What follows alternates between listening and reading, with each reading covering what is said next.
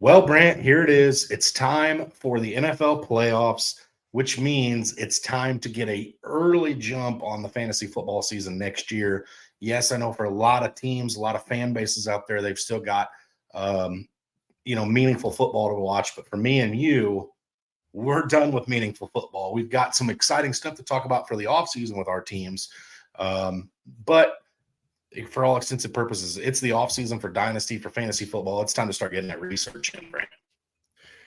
Absolutely. It's playoff time in the NFL. The NFC looks to be shaken out to be really fun to watch. I still think San Fran and Ravens end up meeting in the end. Yes, I'm putting my guess out right now. But yeah, it's off season. It's one of my favorite times for fantasy football. We get to dive into these rookies. College season is over. Please, Michael Penix, do not put a Seahawks jersey on. I don't care what the rest of our fan base says. I hope you succeed, just not in a Seahawks jersey. But I mean, it's that time. It's one of my favorite times of the football season is to dive into these rookies and some buys and sells. So yeah, let's get into it. Yeah, it's time to put the bibs on, Brant. Let's eat.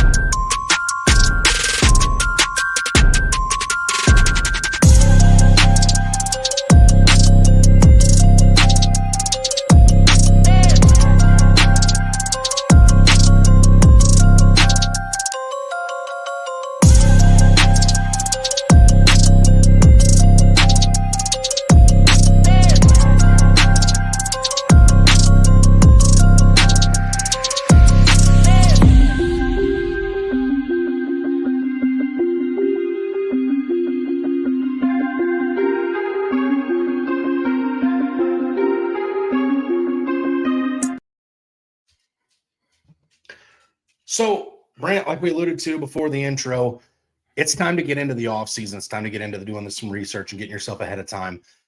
And for you and I, it really starts with diving into the rookies. It starts looking at the impending free agent class, guys that we're interested in, guys we want to move away from. But before that happens, the first domino of the NFL offseason takes place on a day called Black Monday in the NFL. It started at 12:02 a.m. Eastern time this past Monday with my Atlanta Falcons firing Arthur Smith. The entire fantasy community let out a sigh of relief with the freeing of Kyle Pitts, Drake London, and Bijan Robinson. So that was the first domino to fall on Black Monday. Of course, we also had Josh McDaniel and Brandon Staley fired during the season in the NFL. Since we've seen Mike Vrabel, Ron Rivera, and then your Pete Carroll of your Seattle Seahawks today happening. So, really there's a lot of landscape's going to change in the NFL as a whole, but also for the fantasy. So, Brand, if you want to talk about what, your stance is on the coaching carousel and what that really means for fantasy in your mind. Yeah, I'll get into the Mike Vrabel and the Tennessee Titans here in just a minute on how I feel about that whenever we get into my first buy. It actually is going to come out of that offense. As for Seattle, I think it's a year a little later. I'm cheering for Pete. As always, he's done great with Seattle. I'm happy to see him. He left on his own terms. He is still going to be an advisory role, hopefully maybe a little QB coach. He's done some magic with some quarterbacks. I'm excited. This is like you and me alluded to today. This is my first time having to go through this carousel in a long, long time. I'm excited to see what it brings, but in my mind, when it comes to Seattle, it may bring a new beginning. Got to wait and see what coach is hired there in Seattle, or if they hire within in Seattle, you could be bringing a new beginning with the Raiders. That's going to be interesting, man. We saw that interim coach start to put some fire underneath their butts, and that team's starting to look good. You and me both have talked, and we both think that Adams is probably halfway out the door already. So that could change a whole lot there. And then I'll let you talk about your Falcons. I'm excited to see what your Falcons can bring with all those pieces on offense.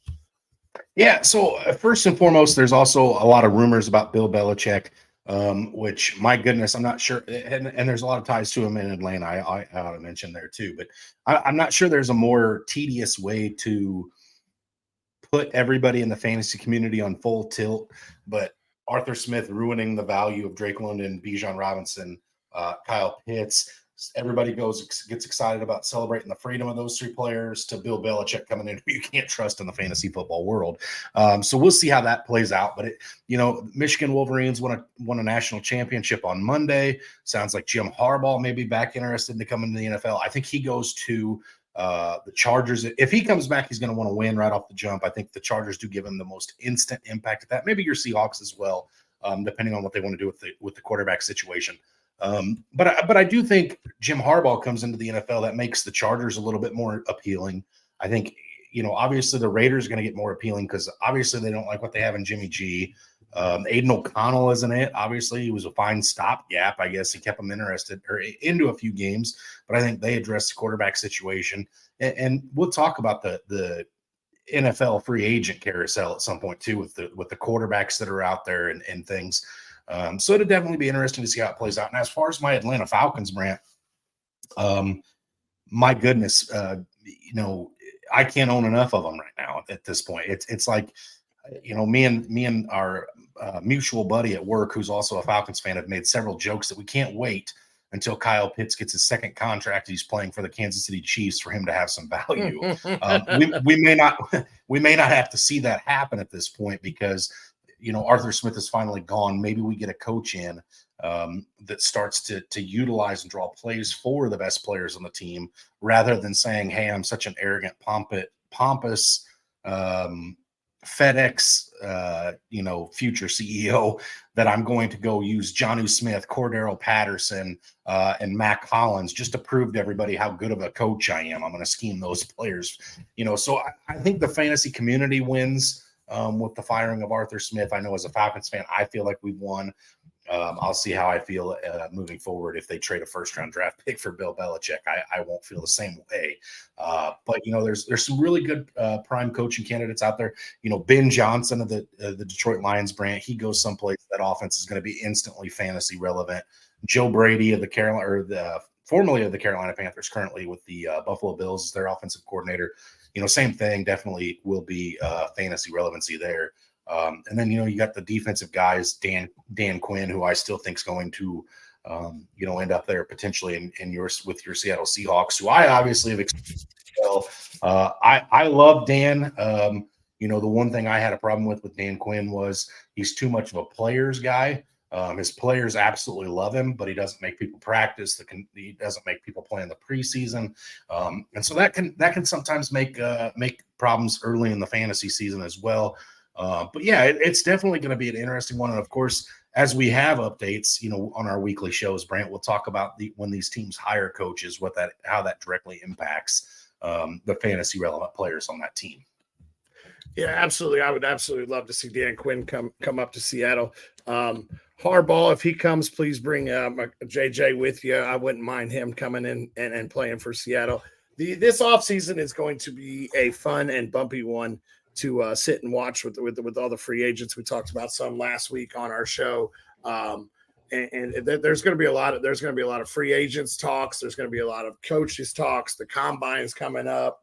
The playoffs are here. It's time to really pay attention and start diving into your offseason. This is how you get ahead of your competition in Dynasty.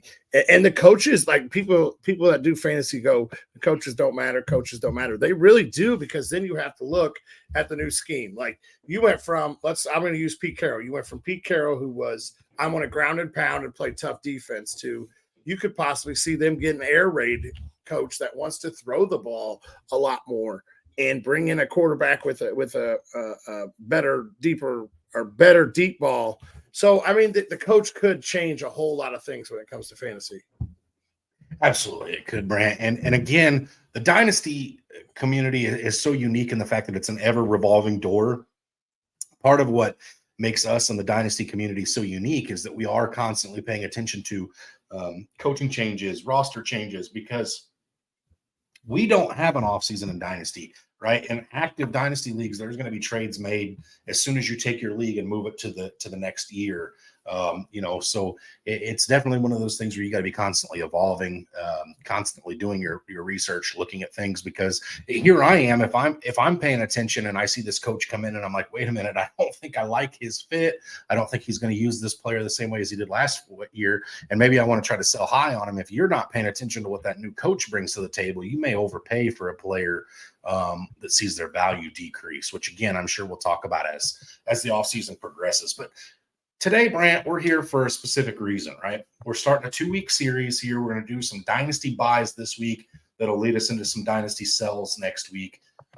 Because honestly, this is the time of the year where you want to start buying some of these guys on the cheap, on the low, try to get them a little bit cheaper than what you're going to as training camp starts ticking up and things of that nature and around draft season, because right now is the time to move draft picks. All those things are here now. So let's get into these dynasty buys this week, Brant, and just really bring some noise to the folks here. So who's your first dynasty buy? Somebody you just have to have this offseason. One of my favorite ones is actually a guy that I was hoping Seattle was going to snag later in the draft, but then we took Zach Charbonnet, and that's Tajay Spears of the Tennessee Titans. We saw Derrick Henry's speech leaving, pretty much saying, hey, I'm out of Tennessee. Thank you, guys. Very good speech, to say goodbye to the fans. And then you saw the firing of Mike Vrabel. So they're going to bring in a new coach. But let's talk about some running backs that really blew up this year, and that was James Cook and Rachaad White. Great skill set where they catch the ball in the backfield and they can run between the tackles. Tajay Spears out of Tulane, who's in his second year in Tennessee this upcoming year, who gets a new coach. He is very explosive. He has great hands. He can break it. He can get to the second level real quick.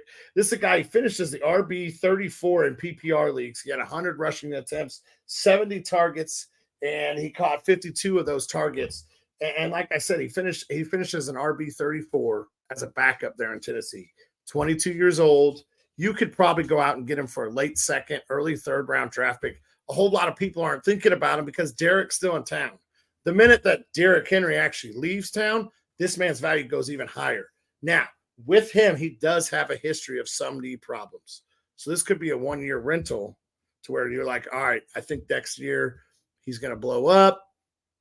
And then maybe I'm shipping him. So you be on the pay attention, because this is a name that I may have on a buy for this offseason, but he may be on my sales list next season. But one guy I absolutely love next year, and I think it's Tajay Spears. I think he takes that Rachaad White, James Cook jump next year there in Tennessee. So I'm curious, Brant, just because, so it is a buy, and right now maybe a better time to buy. You may get him a little cheaper because somebody may be like me who, I'm not saying I'm necessarily worried about this, but what's your thoughts on it? Is it Tennessee still going to be a run first, ground and pound it type of team next year without Vrabel? Because that was very much Vrabel's philosophy as well. Are you nervous at all that you may get a coach in there who, wants to be more of a aired out type of an offense? No, because I think that actually favors Tajay Spears. Like I said, he can catch the ball very well. D-Hop, I'd have to go back and check his contract. Treylon Burks, they don't really have an outstanding wide receiver weapon right now. Not saying they couldn't add one in the offseason or via the draft. But I think that actually would help Tajay Spears. A, it would open up some run lanes if they start passing the ball a little more. And B, like I said, he's a great open field pass catcher. We saw him break some good 15, 20-yard catches this year. And he was barely used this year in the rushing game. I mean, 152 times he touched the ball this year. And one of the biggest things was he finished as an RB 34. He only had 3 touchdowns in that time. Yeah. Touchdown. He should have a positive touchdown. I hate, again, we're going to get into this debate. I hate regression because it's a pugression. But yeah, he's going to have a positive touchdown regression next year as long as he's the starting running back in Tennessee, regardless of who the coach is, because he's going to get more than 3. It's just going to happen that way, Brad. Oh, absolutely. And as long as Derrick Henry goes, if you buy right now why Derrick Henry is still a free agent, still potentially going to Tennessee, you're going to get Tajay Spears cheap. He could be an instant flip this year, Brant. If you were able to get him cheap right now, and the Derrick Henry leaves town, you could be dangling him in front of people for first-round draft picks at the draft. If somebody's like, oh, I need a running back, and there's none on the board. Yeah, now you trade up and you get you a Romeo Oduzia, or, Malik Neighbors or Keon Coleman. You go out there and you get one of these stud incoming wide receivers because, man, maybe your league mate needs a running back. So I like Tajay Spears. I'm just curious to see if you were worried at all about with Vrabel being gone. So I'm glad to hear you're not. So I'm going to talk about my running back first because I have two more players that I'm slightly more excited about than my running back here. So Kendre Miller is one that I want to talk about here, Brant, for the New Orleans Saints out of TCU. This was one that a lot of people were excited about coming into this season due to Alvin Kamara's suspension, and there was a lot to be desired. Jamal Williams left a lot to be desired too. But I think Jamal Williams probably ends up off the roster after this season. And the other thing that's really interesting is Alvin Kamara is cuttable. This is the first year after Alvin Kamara's his contract that he is cuttable. Now it's a dead cap money of $10 million. So that's a lot for the running back position. However, I don't know, Brant, if you've looked into this at all yet. This New Orleans Saints organization is in the worst cap hell that we have ever seen in the NFL. They're going to have to get fancy with how they trim money off of these books. And I think a big way they could do that is Alvin Kamara, because yes, it's a $10 million dead cap hit, but on March 24th, I believe it is, he gets a $1.5 million roster bonus. And he's still on, I think he's on salary for like $12.8 million. So there's some money to be saved there for this year as well as the future if they were able to move off of him. Now I can see you want to say something, so I'm going to let you do that before I get into more of Kendre Miller. So this is just the second year they've been in cap hell where they've had to make a lot of moves, and really Kamara and Michael Thomas or even Carr make the most sense in saving money. So I absolutely love this Kendre Miller. Yeah, and if you remember right, last year, Brant, they were starting to get in that salary cap hell. They tried to run it back one more year with this Derek Carr thing. You saw a lot of their defensive free agents and offensive free agents go elsewhere because they just couldn't afford to match offers. So it'll be interesting to see. So back to this Kendre Miller thing. He did play the Atlanta Falcons this week, so I did get a front row seat to this, watching it, here in my living room. But Kendre Miller looked every ounce of what we all thought he could be this last Sunday against my Atlanta Falcons. 13 carries, 73 yards, and a touchdown to go along with it. He also caught one pass for 6 yards in a game that the New Orleans Saints just dominated. And, 13 carries doesn't sound like a lot, but Brant, every time I looked up, this man was making a big play, making guys miss, breaking tackles on a defense with the Atlanta Falcons that had been pretty sound against the run to that point. This is one of the better running back performances the Atlanta Falcons gave up this year. So, again, I'm not saying Kendre Miller is a guy that I'm going to sell the farm for, Brant. I'm not going out and giving up a first-round pick for this guy at all. But, again, if you're if somebody owns Kendre Miller in your league that, maybe it's just left him on their taxi all year, never took him off. And here it is at draft season. They got to get rid of him anyway. Maybe you offer him, a third-round rookie draft pick to get, hey, I'll take him off your roster. That way you can, you don't have to drop him, whatever. You sweet talk somebody into that. He only had one relevant game. But this guy could be very much the same way Tajay Spears could be a huge RB1 upside next year, Brant. Yeah, absolutely. Absolutely. And we know how the Saints are. Taysom Hill, I'm not sure what his cap hit is, but that man might be off the roster, which frees up Lord knows what that all frees up with whatever else Taysom Hill does. So absolutely, I love Kendre Miller. You're probably getting him in for maybe a mid-second, maybe a late second there, I would assume, because it is a name that a lot of people were excited for. But like you said, a lot of people may have forgotten about him. It all depends. Before I jump into my next guy, do you have any more running backs? Because there is one thing I wanted to throw out. So when it comes to running backs, you may have a disgruntled owner in your dynasty league. Go see if that disgruntled owner of Bijan Robinson has any interest of maybe shipping him for a first-round draft pick, just because he was very disappointing, to say the least, this year. But I still think him and Breece Hall are your 1 and 2 in fantasy startups. So if he happens to be a little disgruntled, just see if you can sweet talk your way into grabbing Bijan, because there's not a running back in this class with as much talent as Bijan Robinson. I just want to put that out there and see what maybe you guys can poke around. I, unfortunately, cannot poke around to that because I'm pretty sure Bijan is owned by Falcons fans in all my dynasty leagues. He's not. He's owned in a Bears league in our home league. I do want to say, so I think Bijan was slightly frustrating this year because of the touchdown or lack of touchdowns, Mhm. he was RB9 on the season. So Yep. he wasn't Yep. that disappointing.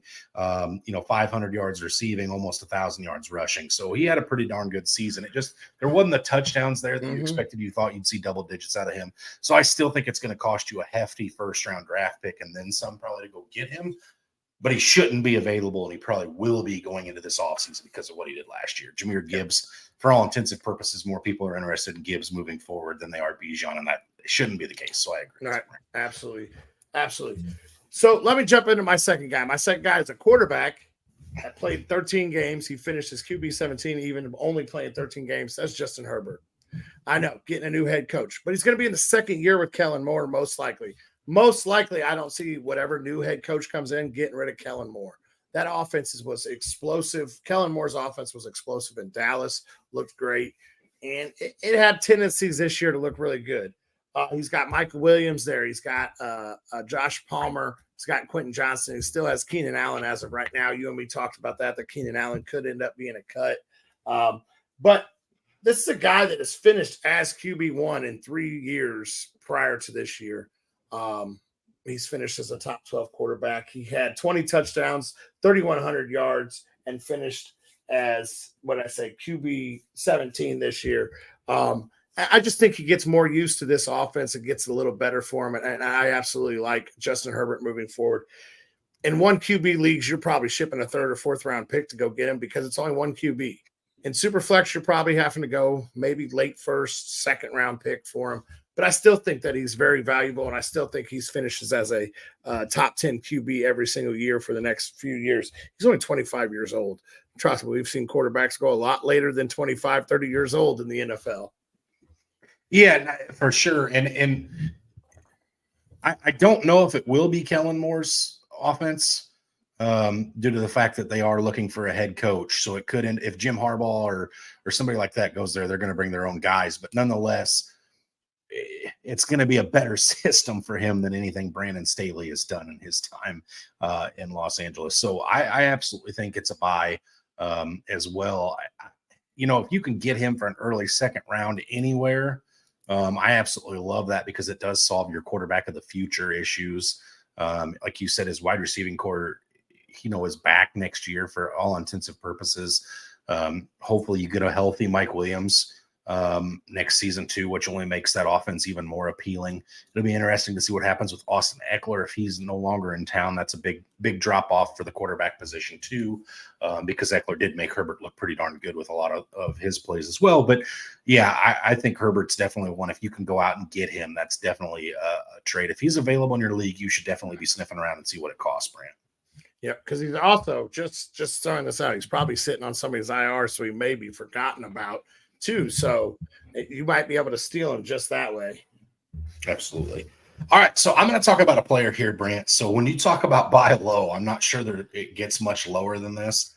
And I think you're going to chuckle a little bit when I start talking about this player. But I was just thinking about things and Dynasty Buys, who's somebody I'm interested in. What's a low-hanging fruit, somebody who did okay this year maybe, and I think they're just going to take off next year. How about Wan'Dale Robinson of the New York Giants, Brant? And listen, I've been on Wan'Dale Robinson for a couple of years now. I really like him out of Kentucky. For all intents and purposes, he is the best wide receiver in New York at this point. It'll be interesting to see what Jalen Hyatt does as he starts to progress too. But here's why I'm interested in Wan'Dale Robinson. So he plays a lot of time in the slot, spends a lot of time there. And he's very, very efficient in the slot. He has one of the best separation or causes one of the best separations in the league. It reminds me of like a really fresh Adam Thielen, like 5 years ago in Minnesota. This guy, the way he cuts, the way he runs his routes, it's very crisp. He's also another year removed from his ACL injury, so he's only getting healthier, building up more strength in that. And the best part is, Brant, this guy's not a number one on an NFL roster. He should not be. That's fine. I'm not trying to sell him as that. I want the New York Giants to draft a Keon Coleman, a Malik Neighbors, one of these high-end wide receivers, because guess what? That takes the focus off of, right? We kind of talked about it a little bit today with a different offense in that same division. A.J. Brown had such a bad year this year and really couldn't get anything going. But that benefited Devonta Smith so big. Devonta Smith was fantasy relevant every week. Wan'Dale Robinson in the slot, if there's a number one wide receiver, an actual threat in that offense, I think gets so much more love. This year he had 78 targets, 60 receptions, 525 yards, only one receiving touchdown, Brant. He still finishes like wide receiver 50, which again, that's not anything to write home about. I understand that, but that's a flex play in a 2 flex league. And that was with Daniel Jones, Tommy DeVito, Tyrod Taylor. You know, the punter probably threw some passes in there at New York. Pete Carroll may have snuck in disguise and thrown a few passes. We don't know who all was throwing the ball for the New York Giants this year because it was so unworthy to watch. All right. So again, this is a guy that I think you could get fairly cheap right now. I think probably almost for free. He may get dropped to make room for incoming rookies. But this is a guy, Brent, that if he's available in my league, Daniel Jones is coming back. He's healthy. He's not going anywhere. Okay. They're tied to him in New York, unfortunately. But if they get another weapon, bolster that offensive line a little bit more, this is going to be an offense that starts to take shape. I like Brian Dable a lot. I still trust him. I still think he's going to get this offense heading in the right direction. I think Wan'Dale Robinson could end up having a Hunter Renfrow 2019-esque season next year. I'm talking 100 targets, 90 receptions, 800 yards receiving, 10 touchdowns. I don't think that'd be that crazy to see from Wan'Dale Robinson moving forward, Brant.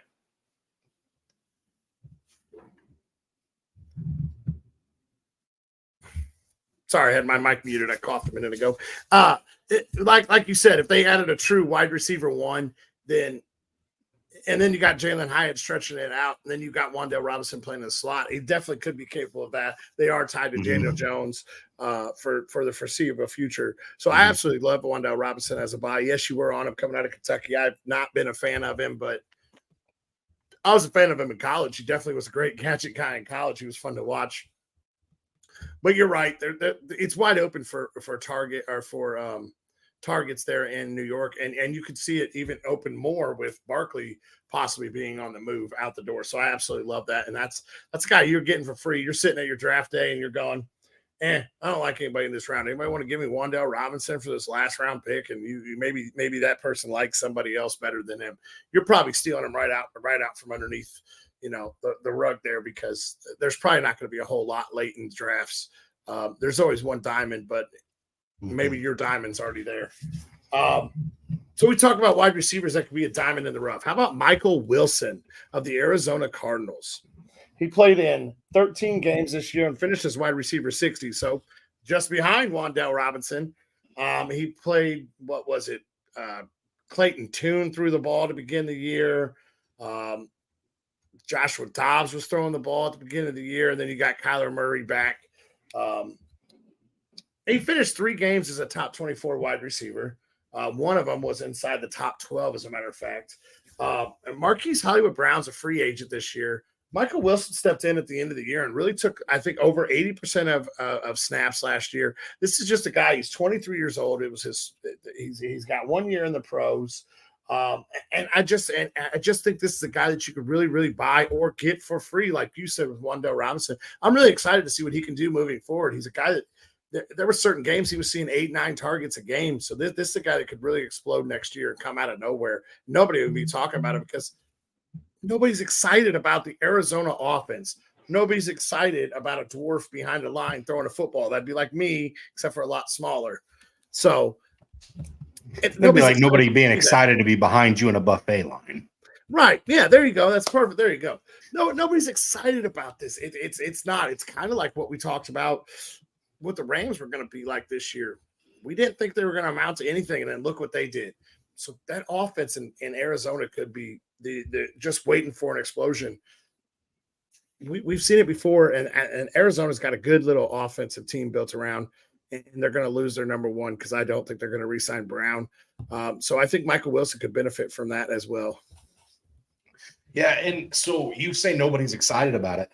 I was that guy who 2 weeks prior to Kyler returning to that offense, I was going out and picking up the guys like,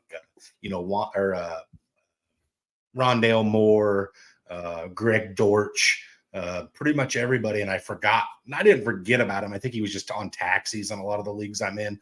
Wasn't able to get Michael Wilson anywhere. I'd love to have him moving forward because I do think there is a role for him for sure. So, and Kyler, like you said, is coming back next year. Justin Gannon's back there next year as the head coach. It should be another year of that offense improving. I don't think there's any Call of Duty supposed to release next year during football season, so that should help too, right? And he had 5. Let me retract that. He had 5 games of six targets or more last year. So not 8, it was 6. How many of those were after Kyler came back? Do you know? All but 1. I'm not 100% sure what week he came back, but all of the rest were at the bottom of the season. He had 1 at like week 4 or something. Okay. So yeah, definitely some chemistry there then too. So I had to do this, Brant, and it was actually your idea for me to do this. My last Dynasty buy is probably my favorite. And again, I can't be thankful enough that Arthur Smith is gone. And a lot of you should be that way too. And especially those of you that have any interest in trading for this player. Drake London is my last Dynasty buy of this series here, Brant. Again, I don't really have a whole lot to say on this aside from Arthur Smith's gone. He should be getting drawn up targets every week next season. He's definitely a difference maker. We've seen his toughness. You and I were in person for one of his best games of his career against the Tampa Bay Buccaneers on December 10th. He just absolutely went nuts, made play after play. And this is a guy that's shown that when you put a jump ball up in the air, he's going to go up and get it. I expect the quarterback position to take a huge upgrade in Atlanta, whether that's a veteran like Kirk Cousins, somebody of that standing, or they trade up to draft a rookie quarterback. Either way, I think Drake London's going to be heavily involved next year. And here's the thing, Brant. So for all fantasy relevant purposes, the Atlanta Falcons offense took a step back this year compared to what they did last year. They scored less points per game, less explosive plays on the offense. I think Bijan Robinson's 71-yard touchdown the last week of the season was our longest touchdown of the season. So that goes to show a lot of things. What's interesting to me is in 2023, Drake London's yards per target actually went up almost a full yard per target. So he progressed from 22 to 23, had an okay rookie season. Everything got better except for one thing. And I think, again, this is what is going to keep people from being high on him is his touchdowns. This is a very consistent wide receiver. It is not a high ceiling play. This is not a guy who, if you're playing Tyreek Hill, you're going to be like, okay, but I have Drake London who might combat that, or CeeDee Lamb, or, any of the other Justin Jefferson type wide receivers at this point. But that is due to the fact that Arthur Smith didn't design that for him. Drake London is what, 6'3", I think. He wasn't getting red zone targets. He's a big bodied wide receiver. He's physical. Dude played college basketball. He has an insane vert. He got better at everything. He didn't play one game this year. He had 7 less targets this year than he did last year. If he'd have played in another game, he'd have beat that. 3 less receptions. Again, same thing. He actually had about 50 yards more receiving this year than he did last year. And then again, 2 less touchdowns, Brant. But this is a guy that, Arthur Smith's out of town. We should, for all intents and purposes, have a better quarterback than Desmond Ridder, unless Ridder happens to take tons of steps forward going into next season. Drake London should be on massive bounce back territory. And listen, I'm not trying to toot my horn. I'm not trying to toot your horn here. You and I were all over Dak Prescott bouncing back this season. Dak Prescott's in the MVP conversation, Brant. So I'm not saying we're there with Drake London. I'm just saying you and I sometimes have a knack for these things, and I think Drake London bounces back in a big way next year. Absolutely. When they add a new quarterback to that team, I think Drake London's going to be the first dude knocking on your door. Hey, man, you want to play catch? Somebody has to develop chemistry with me. I am too good to be sitting on the sideline not watching it. Mm-hmm. Man, had 2 touchdowns this year. That's definitely going up next year. Your offense is, in my mind, you guys have one of the most explosive offenses possibility out there. It's just getting the right coach and the right people in the right places. And Drake London is a guy that definitely could benefit from that. You're talking, this guy's probably a 15 to 20 point fantasy wide receiver every single week. he shouldn't be letting you down at all.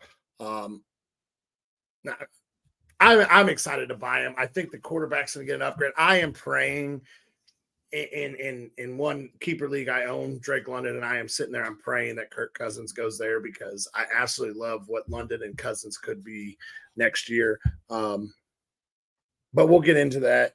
I think Drake London, this is just a little keyway when we get into our season-long picks. I think Drake London's going to be a guy that I'm going to be picking on this year and making a lot of calls towards his touchdowns and his yards when it comes down to making our season-long picks this year. I absolutely love Drake London's upside. I loved him coming into the draft. I thought he was one of the best, if not the best, wide receiver in his class. And I'm excited to see what your team's going to do moving forward. Yeah, it's definitely going to be one of the more fun off seasons in recent memory, just because, you know, this is a better quarterback class than we've had in recent memory. There's tons of wideouts in this class. We have the best running back free agency class we've probably ever seen with the names we talked about on last week's show. Tons of good coaching vacancies here. It's going to be a really fun offseason, Brant. And we just scratched the surface today with Dynasty Buys. Like I said, next week we're coming back with Dynasty Sells. It's going to be a fun offseason. So one thing that just came across my ticker, I must have missed it when flipping through after work. The Bears fired their OC, but keeping the head coach. Did you see that? What do you make of that? He's gone. Do you think Fields is gone? I want to talk about that. That's one of the biggest topics because they do have the 1-0 win. What is your take on Fields? And I'm going to give you mine here. So here's what, if I'm being honest, Brant, if they get a decent enough return for Fields, I think they'll move him and take. Fields has had 4 years to show something, and he's really not shown a whole lot. So I do think they'll bow out on Fields. They'll trade him. 3 full seasons of Fields, excuse me, not 4. I think they trade him. If I'm being honest, if they get a decent enough package for him. If not, maybe they try to run it with him one more year, because that first round draft pick, the one overall, we saw Carolina come in last year and give up a bunch of picks, a stud player in DJ Moore, who I've been wrong on a couple of times this year. But Carolina way overpaid for that pick. So the Bears and Ryan Poles especially may be salivating to do that again. I don't know how much they're going to get for this one this year, because I don't see a team as dumb as the Carolina Panthers overpaying. The 101 is definitely worth a lot. Definitely this year with Caleb Williams. I just don't know if a bad president was set, and maybe Ryan Poles is a little spoiled at this point. So I think Fields is traded if they can get the right package for him, Brant. But we'll see. So I think Fields stays, and here's why I don't think they get the right package, because, like you said, you got 3 full years. So I'd have to go back and look at the contract, but I believe he would be entering his last year in his contract unless they pick up the 5th year. So the team is going to have to pay this man money if they're trading. So not only are you trading your future away in draft picks, but you're also putting a whole bunch of money into a question mark quarterback. So I don't think they get the right package. I think Fields stays. I do think they trade out of the first pick. I don't think they get what they want out of either. They trade Fields, I don't think they're going to get the right package. If they trade the 101, I don't think they're going to get the greatest package that they want. I do see them moving back. I think Marvin Harrison is added to that team, but I think they're running it back with Justin Fields, because I don't think they're going to want to move on for what they're going to get for him. Okay, there you have it. So, again, I think that kind of does it for us this week, Brant. Obviously, we'll be back next week with Dynasty Sells. We'll see if I can upset a whole bunch of people with my take next week, like I did with my Dynasty Sell of DJ Moore, which I admit I was wrong on. We'll see how spicy we get next week, Brant. Absolutely. But as always, stay hungry.